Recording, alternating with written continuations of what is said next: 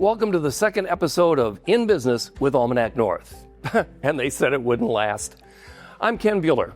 We're at Duluth City Hall, and we're in the City Council chambers, where the people we elect in the most recent election just held will represent us for their term. Also in the room, this reserved spot is for the mayor, his administrative assistant, and a city official, usually the city clerk or other administrator. All decisions made here affect all of us, just like the decisions made at county courthouses in St. Louis and Douglas County, or in St. Paul and Madison at our state capitals. Also, Washington, D.C. Those decisions affect all of us, but they also affect business. And that's why we're going to talk business with our newly elected officials here in Duluth. As they all say, as Bill Clinton would tell you, it's the economy, stupid. And every politician worth their salt runs on economic development.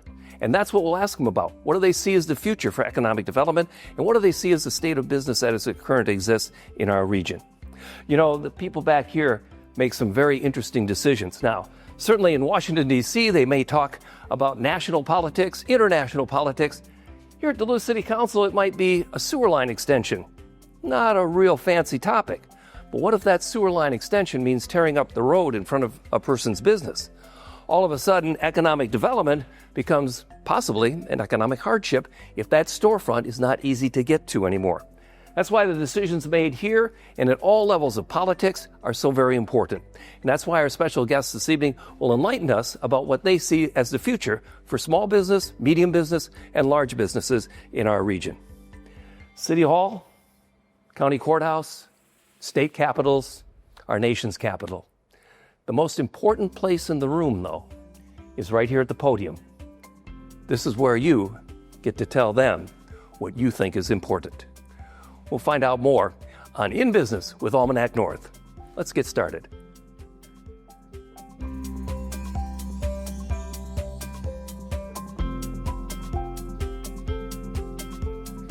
Welcome to In Business with Almanac North. I'm Ken Bueller. Tonight, we're taking a closer look at the recent elections and what they mean for our region's businesses. We'll sit down with newly elected city council members and a political science professor from UMD to learn about their new roles and how they plan to impact the local economy. We'll also take a look at the new right to repair law and dig into some fun election history.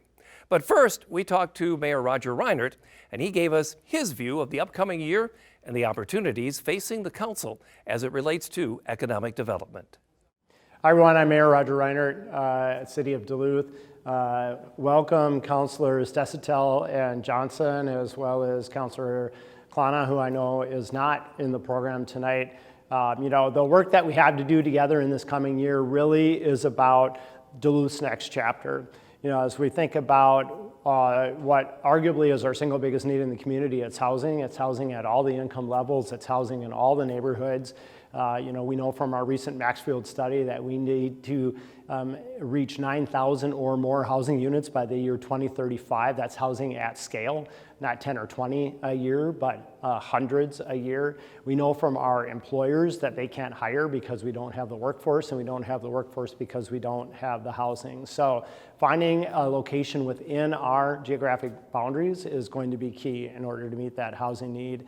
And getting that inventory on market means that everything becomes more affordable for those who have existing homes or are looking to buy or relocate to our community, which we're increasingly see happening. And then, of course, another thing that is really land related is focusing on developing our commercial tax base.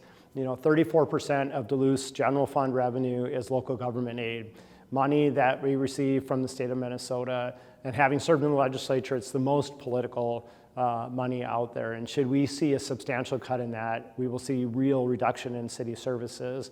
So how do we account for that? We grow our own tax base. And in Minnesota, commercial pays about double what residential does. So when we grow our commercial tax base, we not only help keep city revenues more stable so we can deliver on the services that our residents expect from us, but also reduce the tax burden on our residential homeowners. This is In Business with Almanac North. Thank you, Mayor Reinert. Join us now to talk more about recent elections and what it means for the local businesses and the communities we live in. Jordan Johnson is with us. He is Duluth City Councilor at Large elect. Diane DeStella is with the Duluth City Council in District Number 2.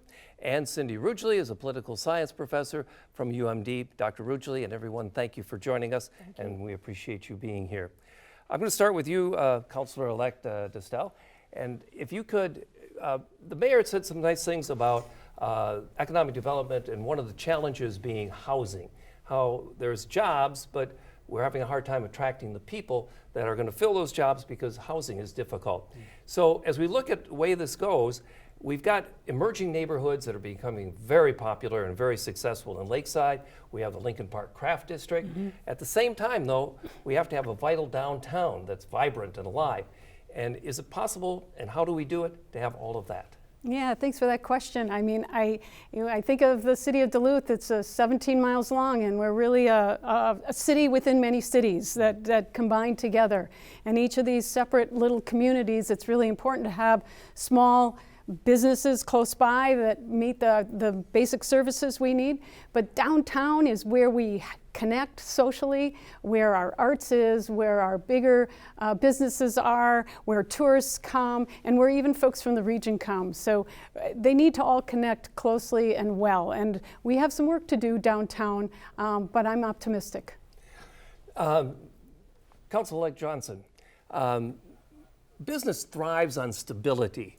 And let's face it, we're not really in a stable time. We business would prefer at least a planned change, or dependable change, because change is inevitable, of course. But I'm wondering, from your point of view, what can the city of Duluth do, and you as a city councilor, to bring more stability perceived to our business community?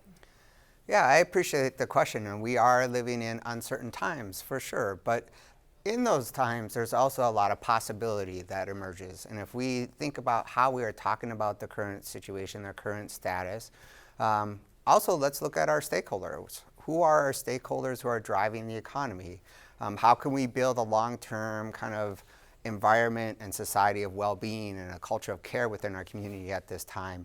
And that drives the economy. Sometimes we don't think about those pieces around economic growth. But when people are healthy and engaged and being out and about in the community, that is what brings kind of fruitfulness into our economic revenue. You're in the social services business and as a nonprofit. Do you think Duluth has a good nonprofit sector that can, as you say, what you just said, about nurturing businesses?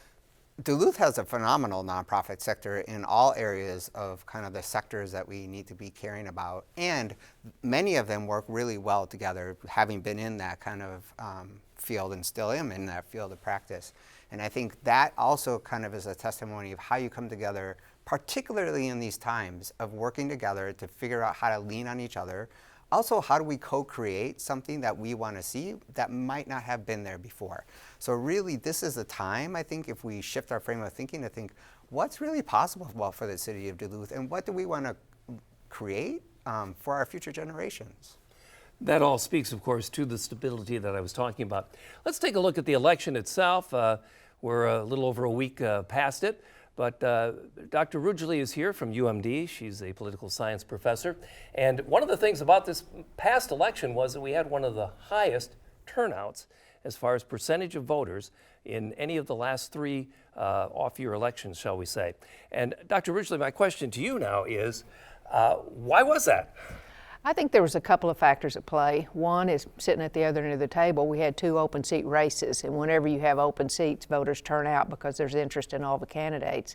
And the second is that you can't deny it was the right to repair bill. It turned out a lot of voters that perhaps would not have voted regularly, voters who are least likely to vote, or voters who are younger, more transient, and those are exactly the people that probably had strong opinions about right to repair. They did a wonderful job of grassroots organizing, don't you think? They did do a great job with it. In many respects, I thought this has been a very quiet election. I mean, city elections are always different because they're door knocking and bean dinners and things like that. But this one in particular, and I think that, that it probably benefited a lot of candidates in that, the right to repair groups also tended to support, candidates that lean more favorably toward it. And so again, I think it was a good grassroots organization, and I think it was the turnout was excellent, and whenever that happens, it's good. Well, that of course is true, and Duluth's new right to repair has been passed, overwhelmingly I might add. So let's take a look at just what does that mean? My name is Chloe Holloway. I'm a renter in District 2, and I've been a member of Duluth Tenants for about a year now.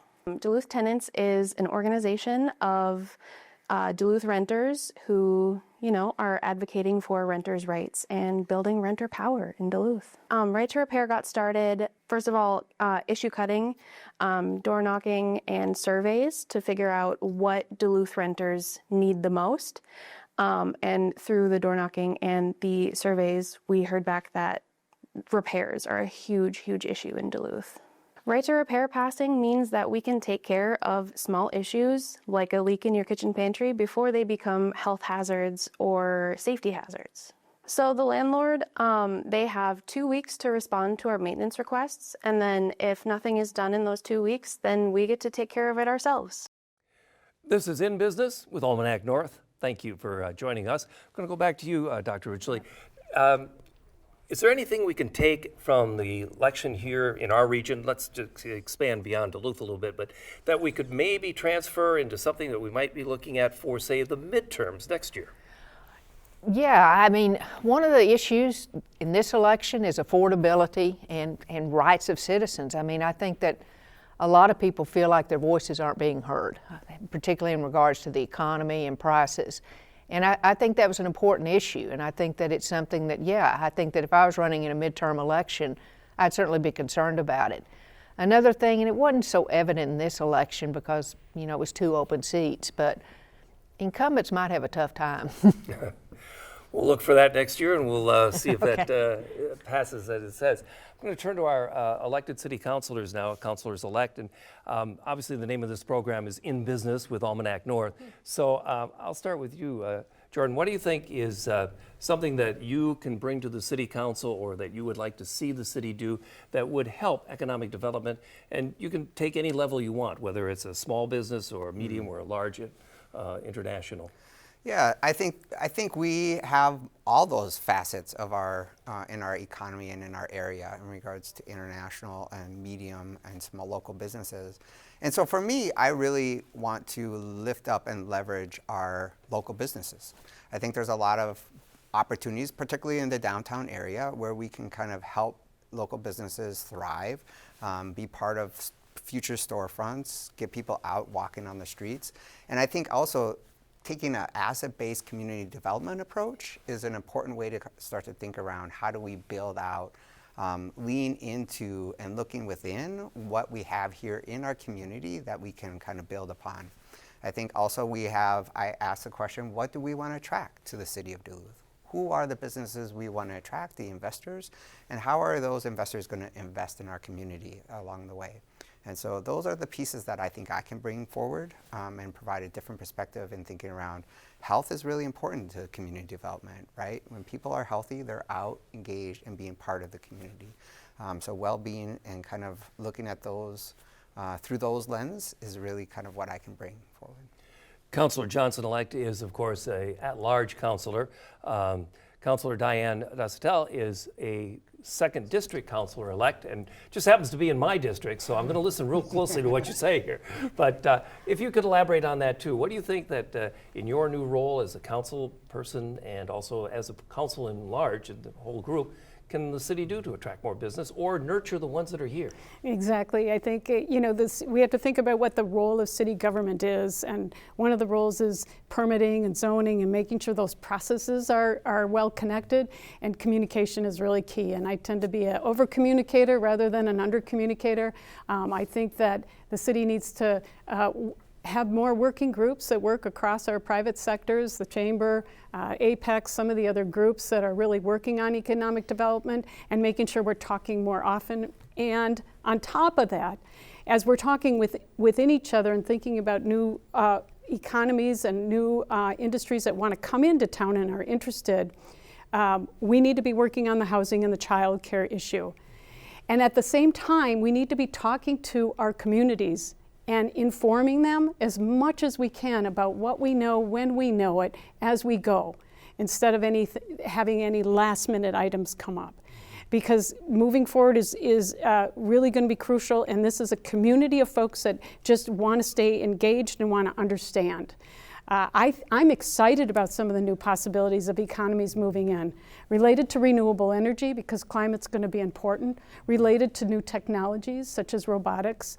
I've talked to folks at Apex and the council, the chamber, about there's a lot of folks that are interested in coming here and expanding. What we need to do is focus on the housing from a city's perspective. Those are all very good points, and of course, there is some work to be done, but Duluth also has a big base of good things that are already here. And I'm going to ask each one of our councilors for just one good example of, if you're talking to a business leader and you're promoting Duluth as a place to expand, what's the topic number one that you would point out? And I'll start with you, Councilor-elect Jordan. I think, wow. I know it's a tough question. It's a tough question. But I think one thing that Duluth really offers is we have a phenomenal outdoor kind of recreational kind of component that attracts many people to our area. I think also we're a union town. And so we have a lot of focus around supporting our unions and supporting our workers and workforce. And so if we can elevate kind of thinking through how do we build upon the climate resiliency opportunities here, we can really foster a really robust economy moving forward. Thank you very much for that. Now, to help you both plan for your new role on the City Council, we talked with Duluth City Clerk Alyssa Denham about the onboarding process for new councilors such as the two of you. I am Alyssa Denham, and I am the City Clerk for the City of Duluth. When a new City Councilor is elected, we in our office reach out to them. We get their contact information to get them access to the building, get them a parking pass. We then set up a orientation with each councilor where they will meet IT, attorneys, they'll talk to our office. The mayor will welcome them. We'll walk through chambers and we'll kind of walk through a normal meeting, teach them the technology, and give them opportunity to answer questions. I did ask Alyssa if there was a secret handshake or some kind of initiation, and she said, I can't tell you. So I go to you now, councilors. How does it make you feel to be newly elected? How do you feel about your new role? How do you feel? Start with you, sir. I'm excited. I'm excited to be part of a city council. I think we have a really dynamic council with different perspectives, and I think through that we can kind of generate some great ideas, foster some kind of relationships, and build relationships with businesses and local leaders in our community. So I look forward to it, even when it can be a trying time. I think for me, it's also about, again, what's the possibility ahead, and it's the frame of mind that I'm going into it that I'm really excited to kind of foster for the future generations ahead. Councilor-elect Estelle, how do you feel about that? Well, I'm absolutely honored at the turnout and the folks that voted me into District 2, and I'm excited to start. There are areas you have more to learn about than others, but I can say I come in skipping a little bit because I have worked with the city.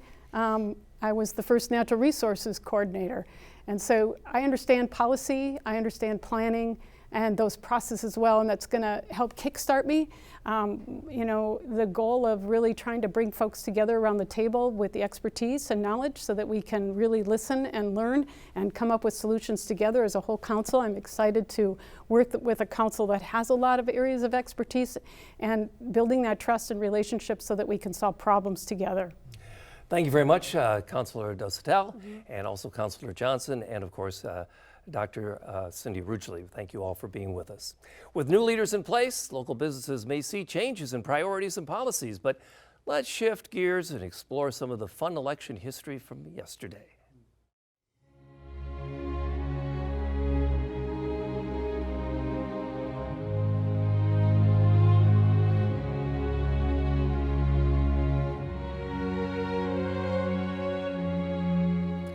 Thanks again to our guests for sharing their thoughts about the most recent election and what it means for businesses that are affected by the decisions our government at all levels make. It's interesting that in this off-year election, voter turnout has continued to increase. This shows a growing interest in the job governments do and the people we entrust to do that work. We know that elections have consequences, and some of them are totally unexpected.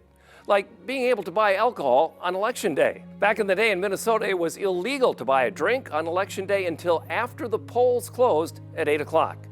I can tell you, the lines formed at 7:45. This is, by the way, the 40th anniversary of a law passed in 1985 that opened up bars and liquor stores on Election Day. South Carolina held on to its no booze on Election Day law until 2014, reversing a ban that began in 1882. And until recently, Kentucky was another holdout statewide, though some counties in the Bluegrass State and elsewhere down south are still dry all the time, like Moore County in Tennessee. Ironically, that's the home of the Jack Daniel's distillery. But it always wasn't that way. Drinking on Election Day was once encouraged. In fact, it was a campaign tradition.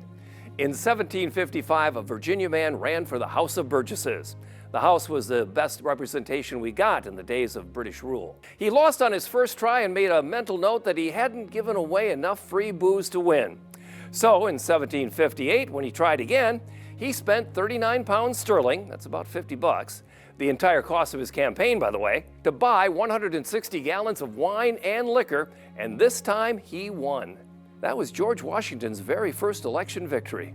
Why do we vote on the second Tuesday of November? Well, let's start with why November? Well, back then, America was an agrarian society, and November was the least busy month on the farm.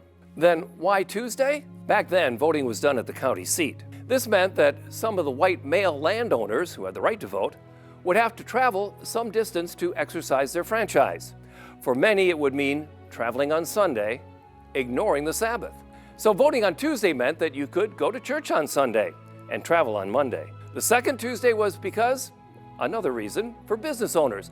You know, that first week of a new month meant that a business owner was settling the accounts from the previous month. The Constitution spells out it is the right of each state to set its own rules for voting. Most of the states had land ownership as a determining factor as to whether or not you could vote. However, right from the start in 1776, New Jersey allowed women to vote, if they too owned at least 50 pounds worth of land. That meant wealthy women, mostly widows, could vote. The law was repealed in 1807, and women were forced to wait over 100 years to vote again in New Jersey. Women's suffrage began with the convention in 1849. The 19th Amendment, giving women the right to vote, was still 71 years in the future in 1920. In 1869, Wyoming, in an effort to attract more settlers, allowed women to vote. It was a huge controversy in 1890 when Wyoming asked for statehood, because by then there was now a national ban on women voting. There was a huge pushback against joining the Union, and Wyoming almost passed on being the 44th state to allow women to vote. During Reconstruction following the Civil War, African Americans were given the franchise, but only for men. The 15th Amendment, though, was quickly corrupted with a myriad of laws resulting in voter suppression. Many states, and you know who you are, enacted requirements for literacy, property ownership, and prohibitive poll taxes. The 24th Amendment in 1964 was supposed to put an end to those specifics. But some new tactics are being explored that critics claim are just updated versions of Jim Crow-era laws and voter suppression. One last Election Day quirk. Thanks to the then governor of Texas and future President George W. Bush, it is legal to vote from outer space. A law was passed in 1997, and it allows astronauts to vote from outer space. It is the ultimate absentee ballot and would also cover E.T., Yoda, Vote I Must, Captain Kirk, and the entire cast of Avatar. The most important thing about Election Day laws is that we have the right to vote. Think of all the drastic changes this country has been through. Every one of them was either caused by voting or repaired by voting. Freedom is one person, one vote. A nation voting is freedom for all.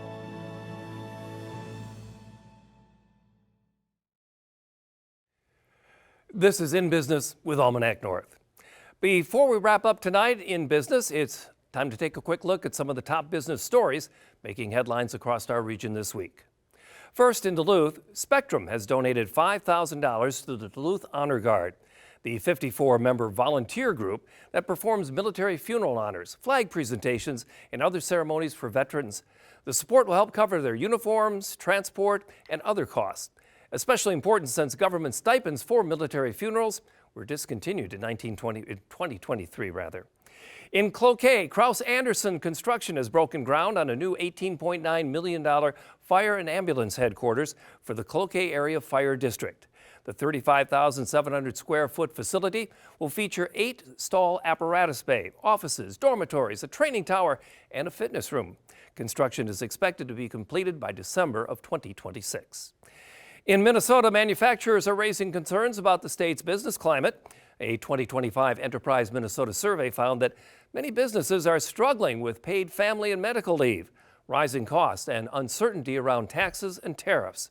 Workforce challenges remain high in the Duluth area and across the Iron Range, with many manufacturers reporting difficulty attracting and retaining skilled employees. And a new federal bill will shake up Minnesota's emergency hemp-derived THC market. The funding legislation includes provisions that will effectively ban many low-dose THC products, including edibles and beverages. Businesses say this could disrupt supply chains, force retailers to pull products from their shelves, and threaten millions in tax revenue. Small processors, breweries, and retailers could be hit particularly hard. The THC measure was part of the bill that reopened the federal government. It doesn't take effect until 2027, and lawmakers are now lining up, especially here in Minnesota, to strike down the provision. I'm Ken Bueller. Thanks for watching In Business with Almanac North. If you missed any parts of tonight's show, you can always watch at pbs.org or listen on Mondays at 5:30 p.m. on the North 103.3. We'll see you next time. And in the meanwhile, let's take care of each other.